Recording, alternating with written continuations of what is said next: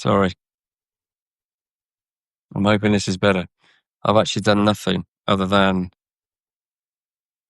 start another call. But I do, it's pretty windy here. We've lost a few people. Hopefully they'll join again. I can't know. It won't have anything to do with wind because we got broadband now up in Birmingham. Can you believe that? Apologies. I've no idea what happened. I was in the middle of, I think it was Adam who's not rejoined, but Adam was talking about running rhythm, um, increasing a run up pace and things. And I was just in the middle of saying I really like using hurdles, but lay them on the floor, so it's more of a visual thing for young players anyway. Because what we don't want to do is to get them jumping up. We need them jumping forwards or bounding forwards, running.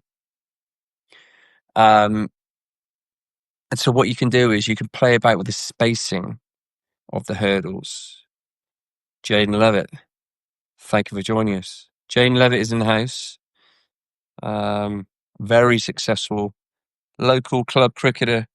Should have achieved higher honours. Absolute legend of a bloke. Using hurdles and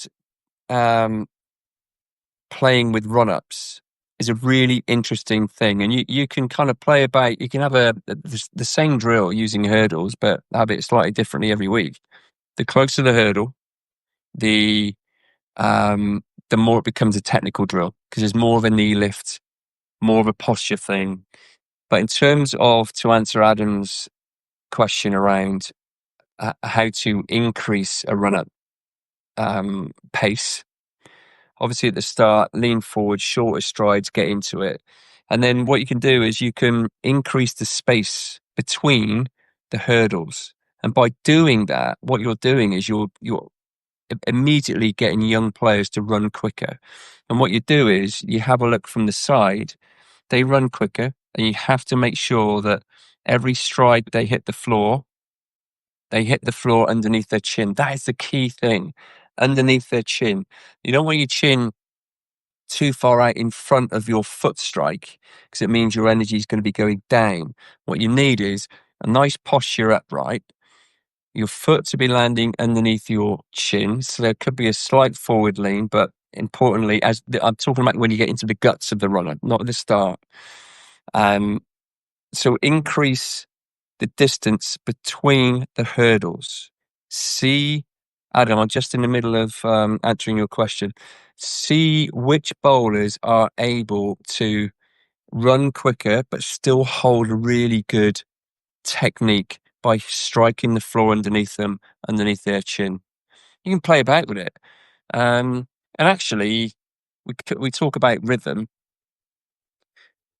Play about with their rhythm because sometimes you don't want them in rhythm, but you still want them to find a way of bowling the ball with an upright seam with a good action and through the tyre or whatever it is. So what you could do is completely disrupt their run-up rhythm by having really long, a big distance between each hurdles at the start of their run-up, and then squeeze a distance so it goes from running quick to running slower, more technical in the middle of their run-up, and then increase the distance between the hurdles as they're about to enter the crease or the performance phase. And what you're doing there, you see, is you just challenge them. Can you still bowl the ball with no rhythm at all? Can you bowl the ball when you feel a bit rubbish? So you can just play about with it. Have fun. As a coach, have fun because we're trying to set things up where players can have fun as well. I want to use hurdles effectively, but worry about how to start the spacing and then adjusting them correctly to help improve it. Would you measure it? I'd definitely go. There is no right nor wrong way, Robert, if I can call you Rob. I hope that's okay. That was my father-in-law's name, and I have to ask permission to call him Rob. Sorry. play about with it. There is no rights nor wrongs. I think as coaches, we just need to kind of free ourselves up. As long as the bowler, male or female, is able to keep their energy moving forwards, and they are in a healthy, upright position, posture in their action, anything goes. Okay. Okay, Rob. Yeah, sorry. That's good. Uh, if I were working on run up rhythm, and don't forget, we're talking about the emerging stage here. So 13 to 14, that's the kind of focus for tonight's call. But if I were working with somebody who doesn't necessarily play a winter sport, it looks hard work when they are running. I would definitely go with, a 12, 15 meter length run up back from the bowler's stumps, closer spacing in the hurdles at the start, and then gradually increase the space between the hurdles, because then you automatically get them to kind of increase naturally their running speed as they move through their run up. But I'm a big fan of hurdles. But like I said earlier on, I will often, with young people, young bowlers, just put the hurdle on the floor so they're not having to jump up and down, because that means energy up, energy down, and they're not actually moving very quick anyway. I would just roll them on the floor so they're there as a visual that they're running over it, but they're not jumping or bounding up over it. I hope that makes sense. Give me a thumbs up if it does, please. I think I've got some run up thoughts in here. Okay, what I want to do first of all is I'm doing a lot of one-to-ones at the moment, and I thought what I'd do is share with you some insights, some learnings from me from my one-to-ones in the last week, and then we'll go back to this emerging stage, the program, the winter program. So on last week's call, I had a bowler that ran in towards kind of first slip, right-handed bowler, right-hand bowler, right-handed batter, ran in towards first slip, had to fall away to get the ball back into the stumps. I didn't think it was a very healthy position to get into. So alignment, and somebody alluded to alignment earlier on, I pointed it out to them, and I got string out on the floor. Yeah. I got string out on the floor, and I showed them the direction they were running in because I recorded it, got permission to capture it on video, showed them. They had no idea. And most of the time, bowlers have no idea what they're doing until you point it out. You give a visual to what they are feeling, because what they are feeling might be really good, but the visual tells us actually it could be so much better if you did this one thing.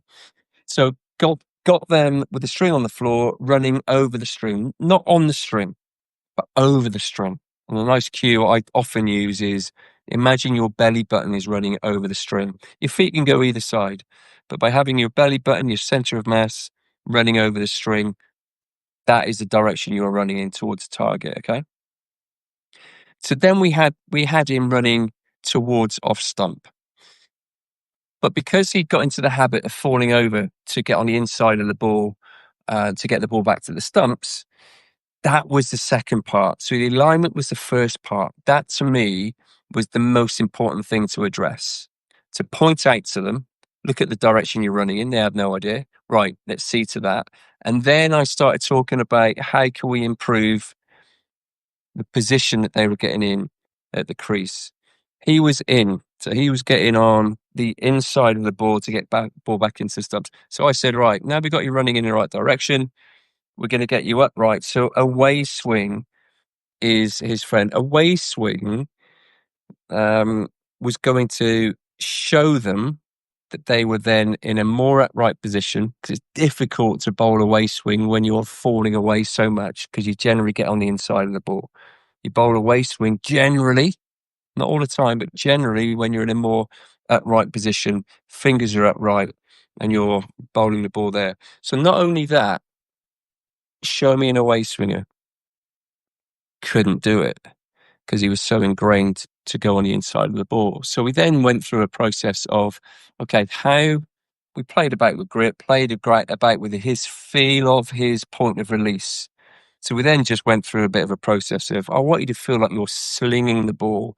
Real emphasis of following through diagonally across the body to really get from point of release from there to point of release. He felt he was bowling like Malinga. He was nothing like Malinga, but he did go from there to there. And if you've got some good balls in your hand, or even if you haven't, just put some white tape on a ball like that. This is quite an old one, but it's still okay. And you can show them that they've gone from a seam position like that to a more upright. And even if the ball doesn't swing, you can show them their seam position is improved. Away swing is a friend. One more example before I get back to the program is early load ups.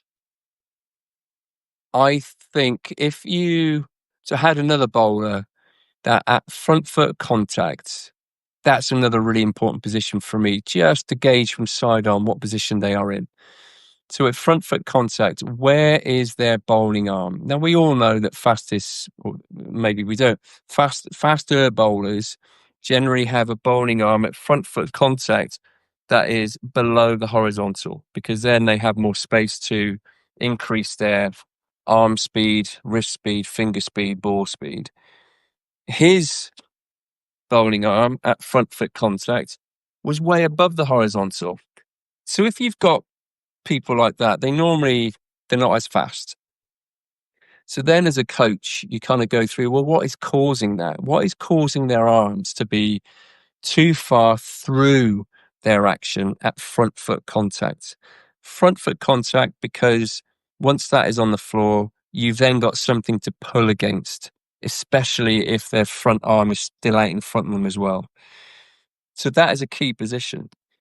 So what is causing that bowling arm to be much further through their action than they really need to be? And it was loading up far too early. So it was a bit of an experimentation, and I went through a feel thing. Again, I showed them at what point they started their load up. And because it was early, it meant that their arms were so far through their action when their feet were on the floor. And that is a key thing. What is the position when their feet are on the floor?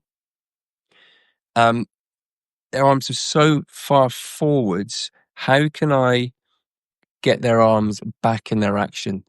And we literally just did half an hour of drills of loading up later. And that was it. It was basically a retiming of their action. And I put a note down here. The need for bowlers to feel rushed with their arms.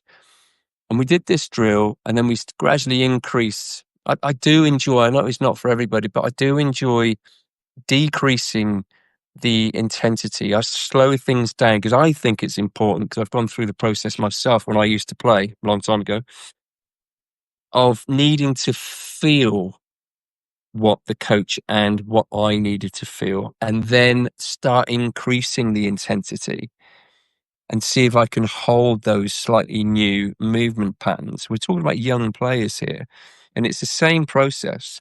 So lots of low intensity drills where they loaded up later. By load up, I mean literally starting their load up, whatever the load up looks like, normally out in front and then go up. If you start that too early, your bowling arm and your arms, front arm as well, would be too far through the action when your feet are on the floor. So feeling rushed with their arms is a good thing, especially if you're looking to delay that bowling arm. Okay. Any thoughts? I had a question here. One team I picked up, John, from X Team, GB Sprinter. Oh, I think future fast bowlers need to train like sprinters. I really do. That's a subject for another call. Standing both feet together, shoulder width apart, leaning forward until the fall encourages the start of the run up. Totally agree. Love it. This keeps the feet under the body rather than starting with the leading foot. Let the arms. Yeah, love it. Love it. I will often get a bowler to mark their run up and what they think their run up is, and then take one further big stride away from the bowler's stumps. And then I'll get them to stand on that line again, a little bit like you've just said there, and just lean forwards, take one step, and within that larger marking at the end of their run up, they get two strides in, and then they're into their action for exactly the same reasons. I'd love to hear thoughts on relaxed braced. Yeah, we're going to get into that. But for now, I want to go back to this emergent stage because I think it's really important that I'm just going to share some thoughts on 13 to 14-year-olds. And I'm going to assume that the bowlers you are working with have gone through the foundation stage. And by the way, I I urge you, if you're not already, to consider becoming a paid subscriber because I'm piecing together and sharing lesson plans, thoughts. I'm kind of scratching the surface tonight and digging a bit deeper on a few areas, but paid subscribers get these resources, and this is what I'm going through tonight, including drills, including plans, all that kind of stuff. So anyway, that's up to you. But I urge you because I'm sharing everything I know, basically. Anyway, so what we are looking for, 13 to 14-year-olds, they've already gone through the foundation stage. So I'm going to assume that they have already been introduced to running, moving, jumping, stopping, already been introduced to how to grip a ball, how to present an upright seam, and then starting maybe at 13, 14 to introduce the concept of swing and why presenting an upright seam is really important. I'd also be looking for players to be more curious, ask more questions. We will also, I think, at this stage, the second stage of this 8-year program, and I'm sharing my thoughts on an 8-year long-term program. I'd be expecting them. We talked about run up here tonight already. I'd be expecting them to start understanding the importance of what direction they are running in, to start understanding the importance of a stock ball. The game is moving forwards pretty quickly, but there are some things that apply now, just as they did since the game began, and that is the game evolves around the top of off stump. One day cricket, Test cricket, I don't care. 2 or 3 years ago, a good friend of mine who's working in the IPL as director of cricket, catch up with him, lovely, lovely man. And I said to him, okay, well, what's new? What's new in this IPL? Because, small grounds, Indian pitches, big stadium, high stadiums, but small playing surfaces. What's new? And there was an obsession. And even with the players I've worked with most recently, and probably in the last 10, 12 years, an obsession of hiding the ball outside off stump. So, which in some situations is absolutely the right thing to do. Yeah, for instance, if you've got a short leg side boundary, longer offside boundary, of course, it becomes more of a risk if you go into the stumps because it's a little chip for 6. All right. So if you're looking to defend an over, the back end of the over, maybe you bowl the ball outside off stump, whether that's a length slowable, whether it's just a good length outside off stump, or whether it's a wide Yorker. I noticed in this IPL there were less and less wide Yorkers. And I asked him about it. And he said, well, he got his analyst to have a look at it. What is the value of a wide Yorker versus a straight Yorker? So the example was just about Yorkers. And they found a big difference in the value of a straight Yorker versus a wide Yorker. Small grounds, absolutely flies off edges in India. Um, and so straight Yorkers, you still got a well executed straight Yorker. You've got a great chance that you're going to get a wicket.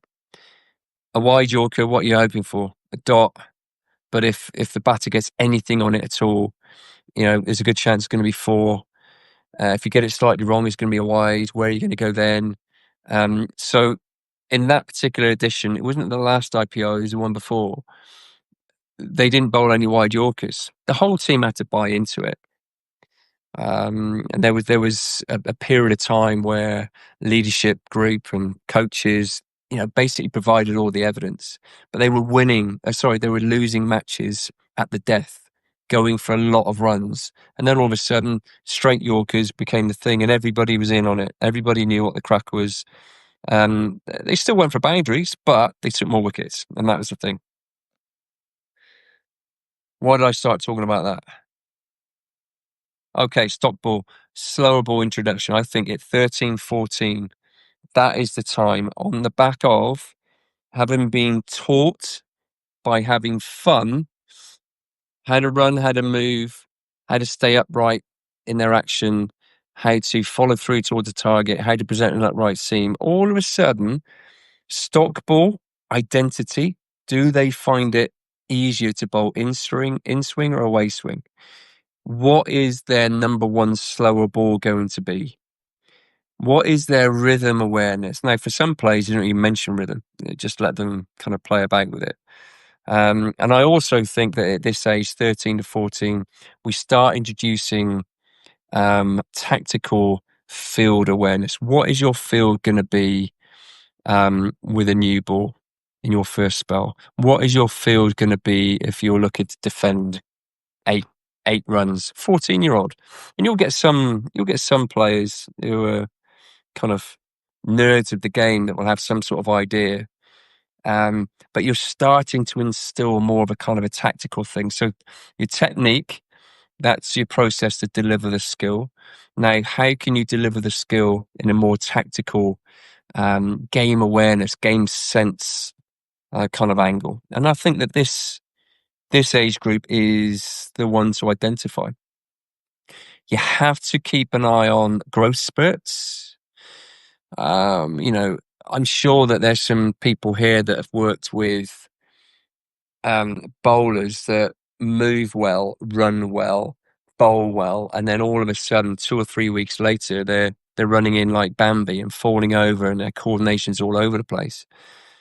Growth spurts are an interesting one because there are some considerations.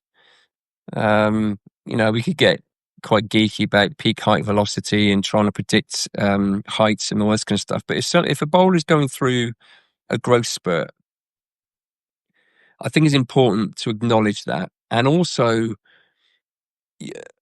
coaches, I think, need to understand that there could be a risk by bowling a lot as they're going through a growth spurt, particularly if it's their torso, their spine that is growing. So the easy thing to do, most parents do it, get their kids to stand against the outside wall and they just put a felt tip mark and they've grown, 3 or 4 inches in the last 2 months or whatever. But then we need to work out whether it's their legs that are growing or their spine that is growing. If their legs are growing, then the easy way to do that is get them to sit on a chair. You feel for their hip and you take a measurement from their hip to the outside of their knee and you log it. So if they've grown, you get them to you measure the length of their upper leg as well. If it's their leg that is growing, you don't need to stop them or reduce the amount that they bowl. But if it's their spine that is growing, you don't have to stop them bowling at all, but you might want to consider bowling them less or at a lower intensity whilst they're just going through their spine, lengthening, their muscles working hard and their tendons and ligaments working hard to keep up with that growth. Okay, so if they're not bowling, they're not improving. That's my philosophy. But if somebody's going through a growth spurt, there are considerations on how much they bowl and what intensity. Okay. Just a couple more things and I'll open it up. Um, so we've got at this stage, the emerging stage, we're just looking to layer in on top of the foundation stage that they've gone through already, layer in some skills, some more game sense, constructing overs, a stock ball, right-hander, left-hander, and they can bowl against batters, and you can set it up as a game as well. There can be targets. I mean, my preference would be bowling at batters, but having that opportunity for bowlers to bowl and then to review and chat about how they found it. You know, which of the bowlers that struggle around the wicket to a lefty or over a wicket to a left-hander. You can really kind of, okay, well, what's the reason for that? What has changed? And you can start piecing together more of a kind of an individual thing. You can have some tempo lanes. This is kind of session planning, I guess now. Tempo lanes. You could have a lane where um, bowlers pause at back foot contact, and you have a look from side on to see which of the bowlers are in an upright position, which ones are leaning back and stopping that momentum moving forwards, which are those bowlers that are hinged, okay? Legs on that angle, upper body on that angle. It's a red flag, that, anybody hinging. But again, the question is always, what is causing that hinge? And or whatever it is you see, in this case, a hinge. The answer is normally found 2 or 3 frames before the event, before the effect. So, what I see a lot of coaches do still, you're doing this, you need to do that. You're in this position, you need to be in that position. That's not helpful for anybody. I think it's just worth, regardless of what level you are working with. And I am more than happy to work with people on this, to understand this.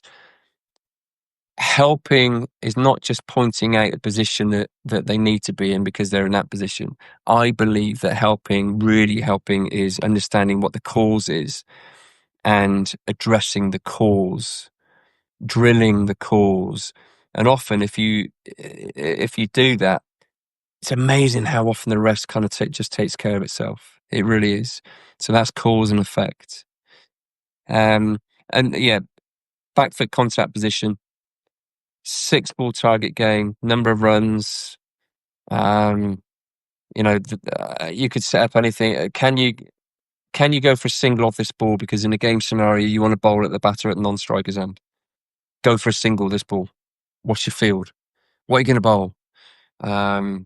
Where do you want to get hit? Are your best fielders in that part of the field where you want to get hit? Slower ball. Okay. Right. Any questions here? I've got a couple more things to get through.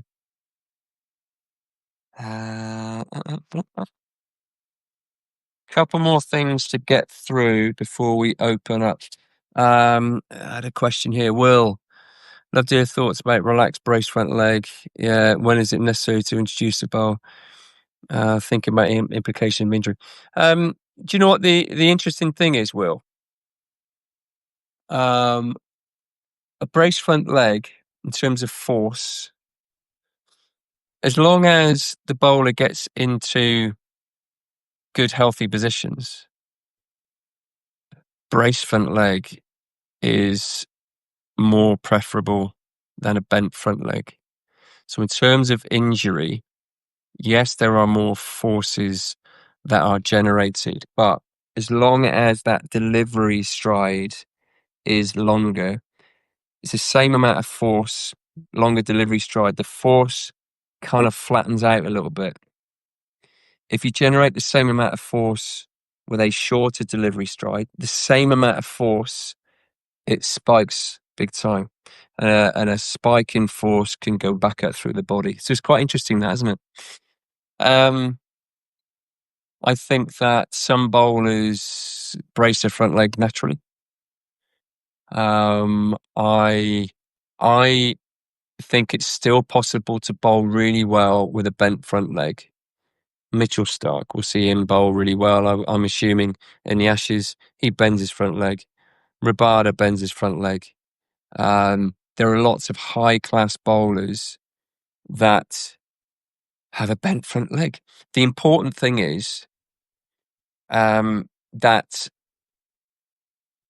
we work with, as long as it's safe and their energy is moving towards target, we work with what bowlers do naturally. If it's unsafe, or if we really have an inclination, our coaching instinct says, right, you can be even better if we lengthen that delivery stride. Because just by lengthening a delivery stride, what often happens is the leg becomes braced anyway, without you even having to mention it. You can set up some drills that get them jumping forwards and reaching, as long as they're staying in a safe position, forwards and reaching and extending that delivery stride. It is possible. So just go back to your question, when is it necessary to introduce to a bowler? Well, if you have a strong inclination that that's the direction you want to go in, the younger the better. But again, bowling starts with the legs. They provide the platform. As long as then the upper body is strong enough and in a position to stay upright. That is the important thing. We're looking to avoid any side bend. And a side bend, again, cause and effect. What is causing a side bend? Can be for any number of reasons. Could be a weakness. I had one yesterday that I was coaching at Great Bridge here in the Midlands. A side bend, and I was just asking, what's your core strength like? Yeah, I hold a front plank for 1 minute 50. It's all right, that. What's your side planks like? And he doesn't do any side planks. And quite simply, if somebody, right arm bowler, if somebody side bends there, it's this side of the body that needs to be strong enough to pull the bowler more upright. Okay, so this is where your trunk, your core becomes so important. And there's no reason why you couldn't introduce, some really simple body weight exercises as part of this age 13 to 14. I hope that answers your question. Just quickly then, session template, a classic session template could be for this age group. Warm up, tempo lanes, rhythm runs, and I also realise that everyone on this call, and there are so many different kind of scenarios, number of kids that you're coaching, facility. Sometimes you got tempo in there. I get all of that, I really do. And then, because there's so much going on, the only question you've got as a coach is, how can I, given the numbers I've got, given the facility I've got, given the kit that I've got, given the ability, what's the one thing that I can do with all of these players? The one thing that I can do which will make them better when they walk out of the session than when they arrived. And it might just be a grip. It might not be anything that I'm talking about here, but there will be opportunities to just plant a little seed, or to have 5 or 10 minutes out of your hour, let's say it's an hour session, 5 or 10 minutes where it is focused attention on one aspect of bowling, even if you've got 10 in a lane. So warm up, I've got tempo lanes, sign into the session. So put one of those targets on top of off stump, foam targets, or a cone, or a bunch of cones, or Naughty Little Elf. We played about with that last year. Put Naughty Little Elf on top of off stump in December, obviously. Hit the Naughty Little Elf off, and you've got 6 balls to do it. That's how you sign into the session. And if nobody hits the Naughty Little Elf, or whatever the target is, then everybody has to do 10 press-ups or something like that. Or I don't know. Just make something up as part of the warm-up. Fun. And they don't know it. But when you put something on top of off stump, they're practicing their stock ball. They don't even know it. It's brilliant. And then ideally you go into a skill block. So even if you're bowling against a batter, what one skill are we practicing tonight? Okay, I'll tell you what, we are practicing the skill of presenting an upright seam. And it doesn't have to be a new ball. This is a nice new ball. It doesn't have to be a new ball, but teach them the grip. I did a post earlier on just about the basic grip and the importance of having just a little bit of a gap between the ball and your hand. Just stressing the importance that, if you squeeze the ball in your grip and you get that ball back in your hand there, it can mean all sorts in terms of what length. A lot of pressure can generally mean that you're going to the bowler's going to drag the length shorter rather than fuller. But if you're squeezing the ball big time, you've got a lot of tension in your hand, your wrist, your arm, and it can affect everything. So check it out if you haven't already seen it. Just the importance of cradling the ball, being in control of the ball, but just having a little bit of a gap there so you're in control of it. So it's more of a kind of a relaxed grip, and that could be part of the skill block. You could, as part of this emerging stage, start introducing slower balls.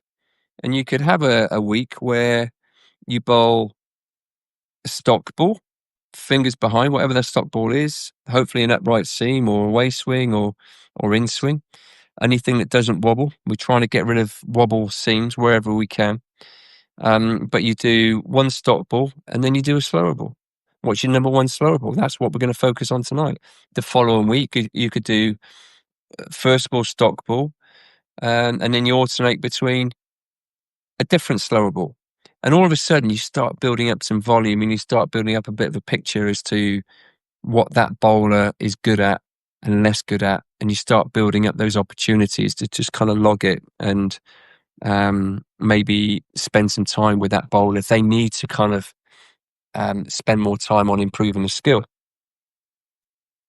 3-ball scenarios. So I quite like in every session having some sort of competitive element to it.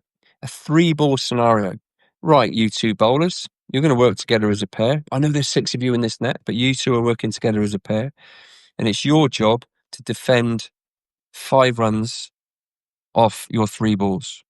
So 10 runs off the over. Work together as a pair, talk to each other. You've got 1 ball between 2, so make sure you look after the ball. You're working on the ball as well. So little 3-ball scenarios. You could have 1-ball scenario, but something that is competitive. And then at this stage, 13, 14, I think it's important that coaches kind of, you're asking questions. You're not just telling. What do you notice? What's your best ball? Okay, why do you think it's your best ball? What changes when you slow the ball down? What changes in your action? What changes in your length? What did you notice about the batter? Did the batter notice when you were bowling a slower ball? Where were you bowling on the crease? Did you change where you bowled on the crease? Just something. So I think in a session, an hour-long session, even if you've got 10 to a net, I think that those sort of conversations taking place at this stage is really important.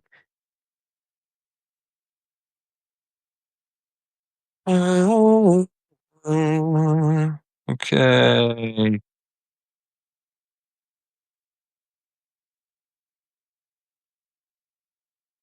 Growth spurt, talked about that. Keep your messages simple. I'm a massive fan of just simple messages. I don't necessarily believe in, well, I'd call it over coaching. What I mean by that, yeah, is there such a thing? I don't know. What I mean by that is a coach saying something every ball. That might be the right thing to do, but it's not for me. Simple messages. And if a player is struggling, if a bowler is struggling with anything, you can always revert back to their stock ball, which still might go out the ground, but always go back to, this is how you can instill confidence. Always go back to, what are you good at? Okay, how do you know you're good at it? Okay, good. They're going to go back for that. We're going to go back to that for the rest of this session. And then we're going to take those opportunities in a safe kind of space to start looking to add some different deliveries. Excuse me. My cough's better, by the way. Last week was terrible. Right. So last week was a foundation stage, fun, games, obstacle course. Now we're just starting to move into some more kind of, they will be advanced kind of coaching angles, introducing players to more kind of game sense type things. Because the basic movement patterns, running patterns, the basic grip to present in that right seam. You're still having fun at this stage, by the way. You know, signing into sessions is a great way to kind of get straight into it. There is no easing into this session tonight. It might be the right thing to do on other occasions, but tonight we're straight into it. You have to sign in. It's a one ball challenge, and everybody watching, batters included. You got one ball to hit a Yorker, or you got one ball to hit 6 stumps, depending on the ability of the ability of the group. But this stage is just as exciting because you're talking more about the game as the foundational stage. They're both important, but this stage becomes so much easier when you've got a bowler that can move, run, move in a straight line, stay upright, follow through towards target, present in that right seam, swing the ball. Okay. I've talked a lot. What questions are there? There's 20 of you on there. Wow. I didn't say at the start of this call, actually, that I never take this stuff for granted. You have given me an hour of your evening on a Tuesday evening. I'm sure there are plenty better things to do. However, we're all in this for the same thing. We're all in this to help players that come to us. And I think that my job really now is to just share what I've learned over the last 25 years, share what I've learned, share what I've failed at, so you don't make the same mistakes as I made, but share the consistent kind of themes that I've seen has worked. But I never take anybody here giving me your time for granted, and I appreciate it. Couple of questions. Philip, thanks for joining us. Will, no problem. Is it important that the player's back foot doesn't collapse too much? Back issues. Okay, so here's a question, Mick. What is a collapse? I hear that a lot. I think I know what you mean. Are you just talking about a bend or something more than that? Tell me. Would you do the sign-in pre-warm-up? Nah, probably not. I might say something, Paul. I might say something like, right, you've got 3 minutes to prep. You've got a one ball challenge. Get all the kit out, whatever kit you've got, whether you've got bands or whether they just want to run around and do some stretches or whatever it might be. Bowlers, you've got 3 minutes. In 3 minutes' time, the first ball is going to be bowled. So I would generally kind of allocate a bit of time. I mean, young people and warm-ups, it's more about the habit of doing it, really. If you ask me, I need a little bit longer. Most coaches would. Okay, Mick, anything on that back leg collapse? I do hear that a lot. I think unless you've got, okay, yeah, Mick, where the energy at back foot contact is going towards the floor instead of a light touch or anything before. Okay. Now, you normally find that side-on back foot bowlers, so that moment when their back foot is on the floor and their foot is 90 degrees to the target, you normally find that their back leg bends slightly more because what they're doing is they're creating time to rotate one way and then rotate out. All right. What you're trying to make sure of is, regardless of the angle of their back foot, you're trying to work with bowlers where their heel doesn't hit the floor. Okay. And I think the link between a back leg that bends versus one that doesn't is if their heel hits the floor. If their heel hits the floor, that's the effect. Go through that process of what the cause is. Normally, not all the time, but normally, if I'm moving in that direction, at a jump gather, that's a posture. At jump gather, if the feet are right in front, so the bowler is leaning away from the target at their jump gather, it will normally mean by the time they land at back foot contact, they are also leaning back with their legs, not always with their upper body, but with their legs. And if they're leaning back with their legs, it generally means that their heel will hit the floor. So therefore,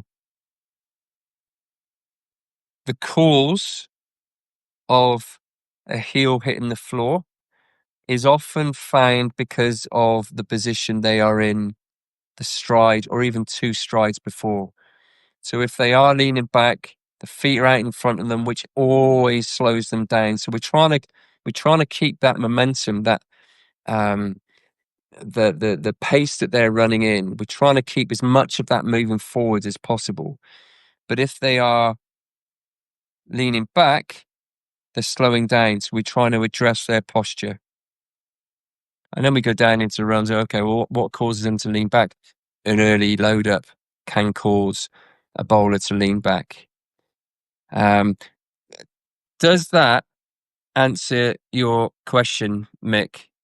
So a back leg bend, side on bowlers generally spend a fraction longer on their back leg. Midway bowlers spend slightly less on their back foot, and front on bowlers, they're literally skipping through the crease as much as possible.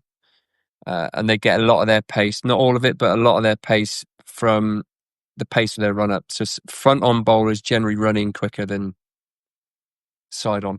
But Mick, really good question. Every bowler is different, and it is really, there's a few questions. One, our job as coaches is, one, to enhance the performance, and two, to make sure that they are safe. And so if they are safe, if they are in an upright position through the crease, but they're landing on their heel, our job is to help the performance, and the performance increase could be more pace because they're landing on their heels. So what is the cause of that? There's always a bit of a process to go through. What is causing what I am seeing? Mick, good. Thumbs up.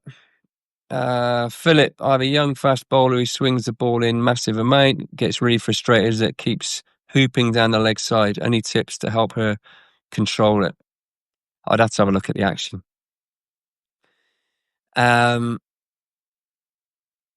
But just to give my opinion now, a bowler that swings the ball, whether it's in or whether it's out,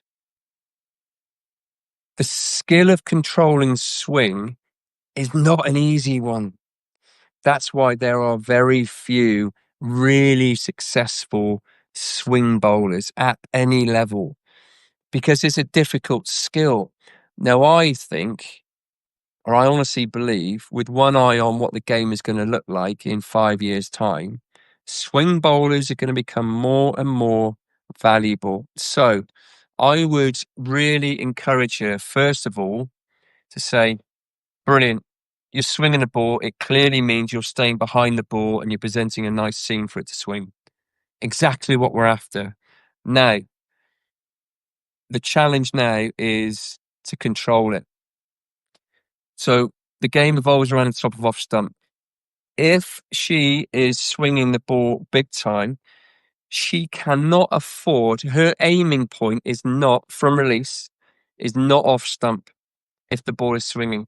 Her aiming point is the wicket keeper who is standing outside of off stump. She has got to start aiming for the wicket keeper. It's going to feel weird for her, but trust her action, trust release. You might have to tweak her run up a little bit so she's running in towards the keeper when the ball is swinging. Run in towards the wicket keeper. Don't change anything else. But that simple tweak in her aiming point outside of off stump will then allow the ball to swing into the stumps. What a lot of bowlers fall into the trap of is it's all about the stumps. It's all about the stumps. And it is. You're right. But for swing bowlers, you've got to be at the stumps by the time the ball has travelled 22 yards or whatever the length of the pitch that she's playing on. The skill of swing is not an easy one, but the more you play around with it, the more you work out, what am I aiming for here? So for away swingers, often from release, the aiming point is the right-handed batter's pads or even the outside of their pads and allow the ball to swing into off stump stroke four stump. And it's no different. It's the same sort of concept for in swing. So a simple drill for an in-swinger would be, right, okay, there's your 3 sets of stumps. But actually I'm going to put another set of stumps on 6 stump or 1 stump on 6 stump. I don't want you to hit that, get through your action and just get her used to, okay, working out what her run-up alignment's got to be, what her feet alignment's got to be, to allow her to bowl the ball outside of off stump and then to allow swing to take it into off stump. Philip, does that answer your question? It gives you a few options, I think, but I love the skill of swing, but it can be stupidly frustrating. The other thing, of course, is if she's swinging it big time back into a right-hander, blimey, how about bowling around the wicket to a right-hander? I used to work with a bowler called Anthony Ireland, Zimbabwe, in swing, played county cricket. He was different. We had a lot of bowlers that could bowl the ball away in the air off the pitch and stuff, but he was different. And when the ball was swinging big time, he went around the wicket. And when he got it right, he was getting LBWs for fun because he was pitching the ball on the stumps and going on to hit the stumps because the ball was swinging in from around the wicket. Bowling the ball with a wicket would often mean you're just relying on the batter playing a poor shot to get caught or poor shot to get bowled, but he wouldn't get LBWs because he would always hit the pad outside of off stump. So bowling around the wicket is also an option. Any other questions? I feel like I've gone all over the place tonight, but the main point is, I said it earlier on, I'm sharing a load of resources with those of you that have made a commitment to be a paid subscriber. And I'm sharing all of these things. I'm obviously sharing them here verbally with you guys, and hopefully you're taking notes. And actually, you'll all get a copy of this anyway. I think it just dropped into your inbox. But if you wanted a resource, then please consider becoming a paid subscriber. It also gives you access to me as well because you'll have a 30-minute call with me where we can talk about what you're going through, what your challenges are, how I can help, that kind of stuff. Drill ideas for a bowler jumping up rather than jumping forwards. Bowler, what's the cause? What's the cause of the bowler jumping up? Bowlers jumping up generally mean that they're leaning back at jump jump gather, and maybe even the stride before that as well. But what is the cause of them jumping up? Address that. Other than that, I have in the past, to give them the feel of it. I was lashing down here. To give them the feel of it, put strips on the floor, take off behind this strip, and make sure you jump forwards and then stretch your front foot the other side of that strip. That you have to play about the distances of the strip. But if they're still leaning back at jump gather, it's going to be a real challenge for them. So again, I would always encourage coaches saying, right, okay, you're jumping up. What is the cause of it? The cause of it might just be that they're running in too slowly. It's difficult to jump up if somebody is running in quicker. Try that one.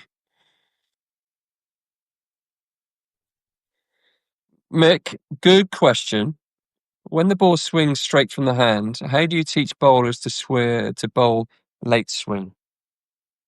I think there's only one type of swing that swings late. And I know that what commentators say, and I know there's some really strongly held beliefs around late swing. I think that most swing bowlers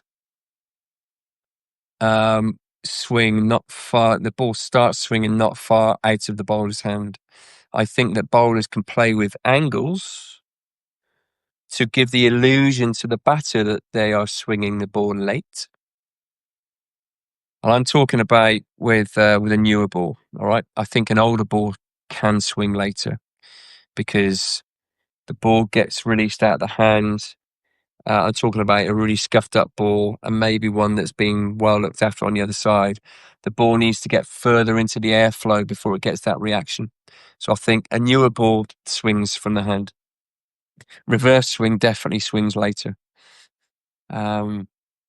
So I think, okay, so with a new ball, how do you create the illusion that the ball is swinging late for the batter? You play with angles. You go wider of the crease if you are an away swinger. So the illusion is the ball is constantly coming in. It's already swinging like away, but it's constantly coming in because of the angle, and then it swings away. John, thanks. I think the jump is a combination of run-up speed, early gather. Yeah. Okay, good. I'm glad I've helped. Just going back to you, Mick. The reason I'm questioning late swing with a new ball is because science has proved it. Science has proved that late swing, to a large degree, doesn't happen with a new ball. Science is often proved wrong, by the way. I think that more upright release points, that can have the effect of swinging later, whereas slightly lower release points, you generally getting swing from the hand as well. So I think there's a few things to consider. So I'm not sitting on the fence. I'm not sure if it's as much of a thing late swing as maybe we think, or a lot of people think. But swing is swing. Mick, please tell me that you are working with your bowlers on how to swing the ball. I often think, so wobble seam is devastating. We know that. The strike rate for wobble seam versus swing. Wobble seam far outweighs in terms of strike rates. Wobble seam gets more wickets quicker than swing. However, I honestly believe that true wobble seam is born out of a bowler that presents a seam that doesn't wobble. Because then, what we after? We're after anything that allows the ball to move laterally in the air off the pitch. But once you've got presenting upright seam, you only do that if your fingers are behind the ball. So then we'd start talking about optimum pace, high end pace. And then when we start talking about wobble seam, if that's the right option, you just tweak the grip that way or that way. Or quite a nice option is just to increase slightly the gap between the finger on top of the ball. But wobble seam is born out of a bowler that presents an upright seam. Because if you bowl a wobble seam, you want it to do something quickly off the surface. In order to get it to do something quickly off the surface, you've got to get the ball into the surface quickly, and then you go back to the bowler's ability to stay behind the ball at their optimum pace. So I honestly think that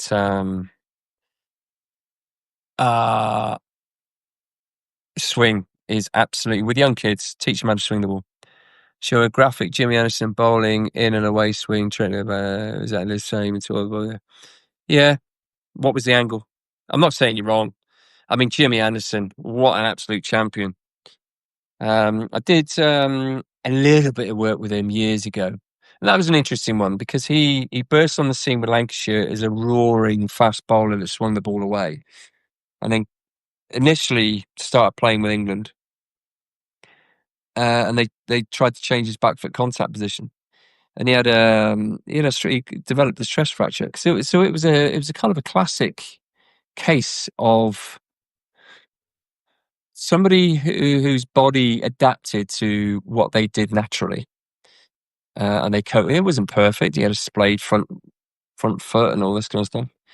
And they tried to change his back foot, tried to change him from a splayed front foot to a foot that points straight down the wicket. Double stress fracture. And I believe I'm right in saying that he says, "Sod this, I'm just going to go back to what I've always done." And there he is, still playing at 42, whatever it is, and still looking like a 20-year-old. Yeah.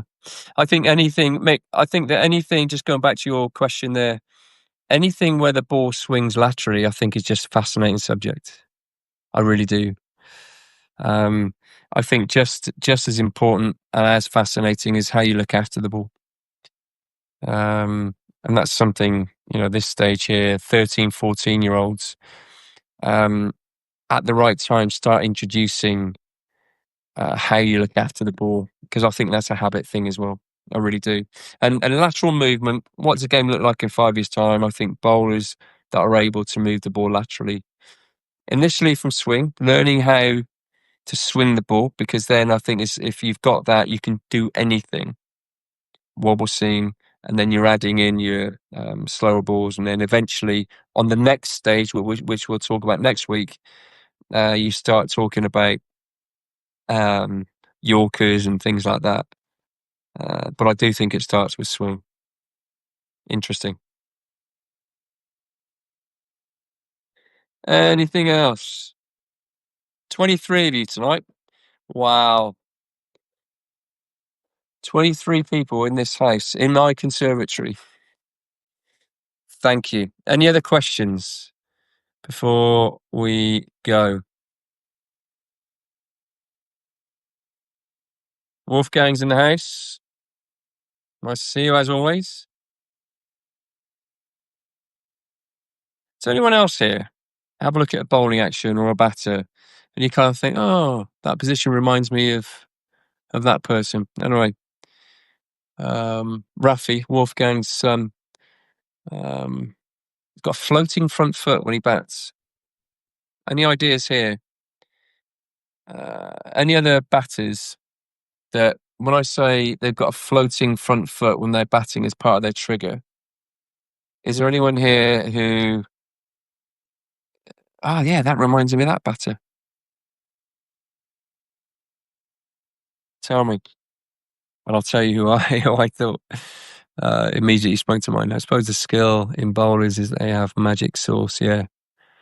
Oh, I love that magic sauce. Super skill. The unconventional, trying to identify if it comes from their individual, not changing too much. Yeah, totally agree with you, Mick. What I am not in the business of coaching one way, because we are all individual.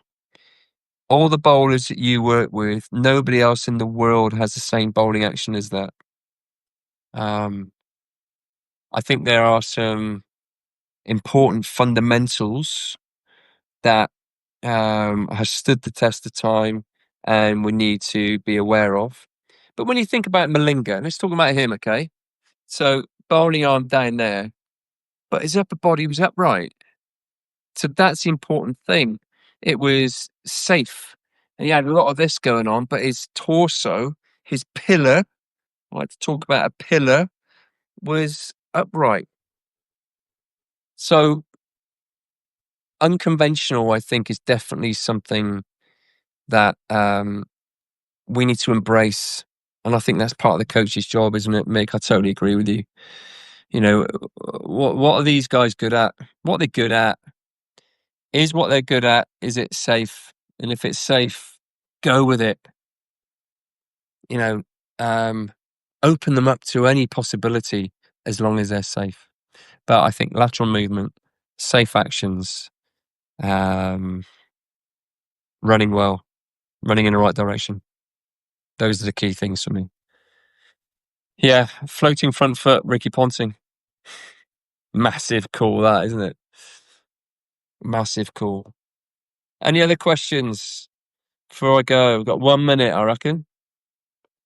Apologies for my Wi-Fi earlier. I'm not even living in the country. I'm living on the outskirts of Birmingham.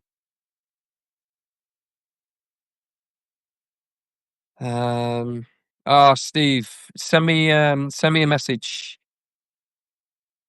Send me a message and I'll flick it through to you. It'd be great to have you on board, and I look forward to jumping on a call with you as well. So if you through the Substack or email me or whatever, and I'll send you through the link. Do you know what, Mick? There will not be any draws. That's my first call. Um, I want to say England. I really want to say England. So I'm going to. I'm going to say England by 3-2. I think it's going to be a cracker. I haven't really thought too much about it. I'm doing some work with a few young cricketers online, and one of them sent me through his Ashes prediction, and it had England, and I questioned it for no other reason than just making sure that they thought about it. And he came up with some really good reasons, and I questioned it again. But he stuck with it, and I love that. I love conviction. So yeah, I hadn't really thought about it, to be honest. But no draws. I think that oh, I, if we don't have any injuries with our bowling attack, I think we've got an amazing opportunity to create some history. I really do. Yeah, Mick, totally agree. Stay fit, we win. Okay, Ivan, you've just joined. I'm just about to jump off. Ivan, you've got a question quickly? What part of the world are you in? So tomorrow, what have I got on? I've got some more one-to-ones. Great Bridge. I've got 3 one-to-ones. So I've got a 2-on-1, a 1-to-1, and then another 1-to-1, 6 till 9, and I'm loving it. I'm loving being back on the coal face, as I call it. Wash out in Sydney, yeah, maybe. Making a difference, as you all are as well, as parents and as coaches. And yes, there's still some players in here as well. But my philosophy, there is no one way. I'm very clear on what I believe in, and that's what I'm going to be sharing with you guys, particularly paid subscribers. But even if you're not a paid subscriber, I'm very grateful for you giving me your time. You're going to get lots of information, and it's my absolute mission to create some sort of community where we share ideas and I'm basically going to give away everything I can within reason. But there's going to be those tiers that I'm developing. Mick, thanks for being around. Ivan, have you got any questions? Yeah, 2-2 wash out in Sydney. Bit cool. Are you going? I'm so envious of all these people that are going. Naveen, pleasure. Thanks for being around. This recording will drop into your inbox when Substack can put it together, probably tomorrow. Thank you. Really appreciate it. And I look forward to next Tuesday, where I will be going through my beliefs on the next stage. So what do we start introducing to 15, 16-year-olds? Okay. Have a great week. Catch you soon. Philip, pleasure. Thank you. Cheers, Wolfinger.